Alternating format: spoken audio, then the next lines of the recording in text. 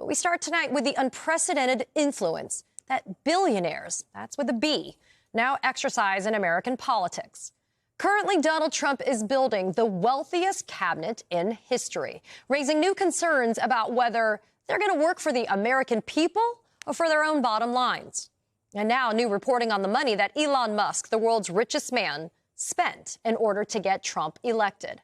The New York Times reporting that Musk spent roughly $250 million in just the final months of the race, which mainly went to his super PAC and other various funds, including his $1 million lottery scheme. Like any good businessman, Musk probably expected a decent return on his investment, and he's definitely getting it. Musk's stake in SpaceX has grown by $60 billion in value since the election. It's now the most valuable defense contractor in the country. Musk was given a role outside, and I'll put that in quotes, of the government with this so-called Doge or Doge panel. But inside the government, Trump is looking to add at least 10 billionaires to his administration. If you combine the net worth of all of Trump's picks, including Elon Musk and Vivek Ramaswamy, they would be worth more than the GDP of hundreds of countries, including Finland, New Zealand, and Chile. And with all of this newfound power, Republicans and the ultra-wealthy are now looking at cutting the social safety net, which at least 70 million Americans rely on in some form. Nothing is sacrosanct. Nothing. They're going to put everything on the table. That's what they told lawmakers. Everything is on the table, and that includes Social Security, Medicare, and Medicaid. We're going to have some hard decisions. We got to bring the Democrats in and talk about Social Security, Medicaid, Medicare. There's hundreds of billions of dollars to be saved, and we know how to do it. We just have to have the stomach to actually take those challenges on. John Thune, who is the Senate incoming Republican leader, who also met with Elon Musk this morning, told me that perhaps mandatory programs are areas that they're looking to make cuts in, like Social Security. I can promise you that come 2025, spending reform will be a top priority for our new Republican majority. And they're not going to be easy conversations, but they are essential for our long-term survival. Trump won the election in part by pitching himself as a populist, a champion, if you will, for the working class. But now he and his billionaire buddies are looking to cut taxes for themselves and to slash the safety net for everyone else. Looks like bucks for me, but not for thee. Joining me now is Molly Jong-Fast, special correspondent for Vanity Fair, and Teddy Schleifer from the New York Times. He co-wrote the piece in the Times on Elon's spending. My thanks to both of you for getting us started. Molly, look, we're going to have billionaires running the government while Republicans look to slash the social safety net. This ain't any kind of populism I've ever read about.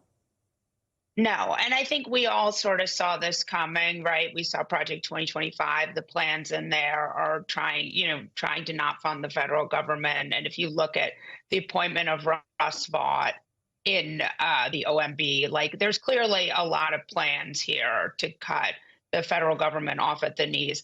But remember, Trump was elected because he said that he was going to make things less expensive. Teddy, you know Elon Musk, but you also know the billionaire class pretty well. Have you ever seen spending at this magnitude from one person in an election cycle? I mean, look, not the first time that someone's going to put a lot of zeros at the end of a check here. I think what was striking about Musk's involvement this cycle was just how kind of hot and fast this came. This is not somebody who has donated a lot of money to Republican politics in the past. Like, another big donor this cycle has been Miriam Adelson. We're not talking about her because Miriam Adelson and her late husband donated hundreds of millions of dollars to Republican politicians all the time.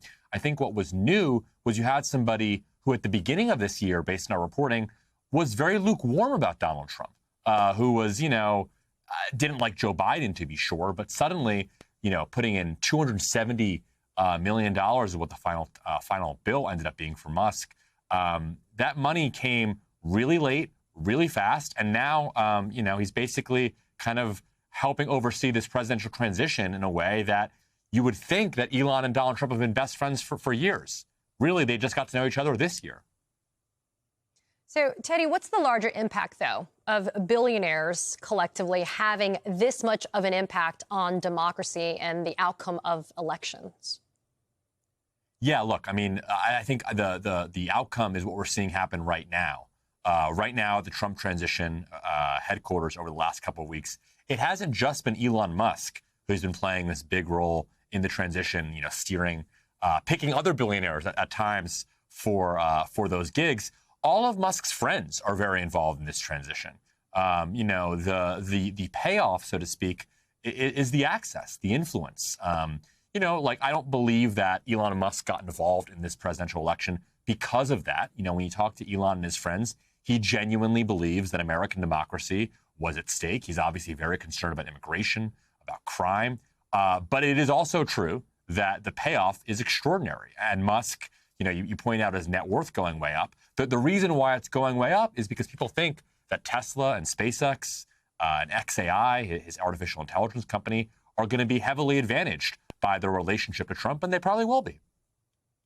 Yeah, but Molly, isn't that just the glaring problem here when it comes to the prospective conflicts of interest? Not only is it the idea that these wealthy people in service in the American government would have to divest themselves, and maybe put some of their interests, their financial interests in blind trust. But to Teddy's point, I mean, Musk bought access. I mean, he may have had to write a big check for it, but he bought access, and it's going to benefit his bottom line, and it's not going to benefit the bottom line of the American citizens. The median net worth of an American family is $192,900, according to the Federal Reserve back in 2023. That's definitely not billionaire status. Yeah, no, I mean, the whole thing is not how any of this is supposed to work. And the reason that we have these ethics laws are because the idea is that when you are a public servant, you serve the public and not yourself. And we see here Donald Trump or at least the theory that a lot of people have is that Donald Trump will stick his finger on the scale and pick the winners and losers, which is not how even, it's not supposed to work with the public markets either. And I mean, I think we're going to see I think all of us want that not to happen. But it certainly feels like that is the recipe for corruption and disaster and not how any of this is supposed to go. Well, Teddy, this is not anything new, though. I mean, we've seen an administration with Donald Trump at the helm. I mean, if there was emoluments clause violations every other week, that's exactly what was going on. And any existing guardrails we saw before are clearly been eradicated, especially when you stack with loyalists. And so, Teddy, what's the landscape looking then? Is it just going to be 4 years of Trump's billionaire buddies feeding at the trough? Look, I think I don't know is the answer. We don't exactly know how long the marriage between kind of Musk and Trump will last. We don't really know what Elon's kind of policy wish list looks like. I mean, right now during the transition, Musk is almost manic about the need for government reform. He was in D.C. yesterday, kind of working on his government efficiency panel.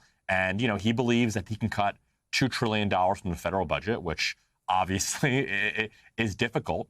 But, look, he has the energy of a rookie here, right? And that's good and bad, right? I mean, there is ambition, that's for sure. He has lots of bright people from the tech industry who want to get involved. And when you talk with kind of Musk allies, they love to pepper in references to, the best and the brightest and the team of rivals and, choose your presidential historical reference here. But the downside of being a rookie is, and maybe I'm not trying to be overly cynical here, but politics is hard, right? Policy is hard. And just because you have created a lot of value in the startup world or in manufacturing or in electric vehicles does not mean that it is easy to, help find trillions of dollars in federal savings. And what exactly Musk is going to be pushing for and what these other wealth people are going to be pushing for might be pretty idiosyncratic. It's not just going to be, Miriam Adelson wanting the embassy moved from Jerusalem to Tel Aviv, as she did during her term, during Trump's first term. That was pretty clear and evident. What this new group of tech billionaires want, we don't exactly know yet. And that's partially because They're so new. This is their first time being so close to the throne. Okay, I don't think JV people should have their first at bat with our American government, our democracy. And I also think, Teddy, they're going to want to have more zeros added. But I also would say Elon Musk, he's shown what he can do with Twitter/X and exactly the value of that and what it is now.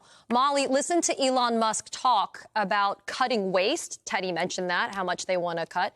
Cutting waste in the government, but how it would actually lead to hardship. Take a listen. We have to reduce spending to live within our means.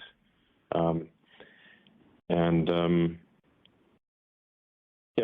necessarily involves some temporary hardship, but it will ensure long-term prosperity. Molly, the collective wealth of this Trump cabinet is at least, and that's I'm going to underscore, at least $10 billion. I really don't think anybody that's not a part of that billionaire class is sitting there understanding that these people understand what hardship means in order to ensure long-term prosperity. Yeah, it's just wild. And the other thing I think it's important to realize is this is all so that they can protect the Trump tax cuts, right? Because the Trump tax cuts will expire in 2025. So this is not even like the idea that this has to happen, that they have to cut these things. No, they can just, the tax cuts can expire. We can raise taxes on the wealthiest people, which is what the Harris world wanted to do before. We can raise corporate taxes. I mean, just the whole idea that the only way to do this is to cut Social Security and Medicare and food stamps for poor kids. I mean, this is just completely a made up problem. And when you look at their plan, they will only cut spending. They will not raise taxes. I mean, look, if you're going to do it that way, then, okay. But the idea that a bunch of billionaires are going to raise taxes or cut, they're not going to raise taxes, actually. They're going to cut these programs, these social programs, so that they can have lower taxes. I mean, I don't know how they sell this to the American people.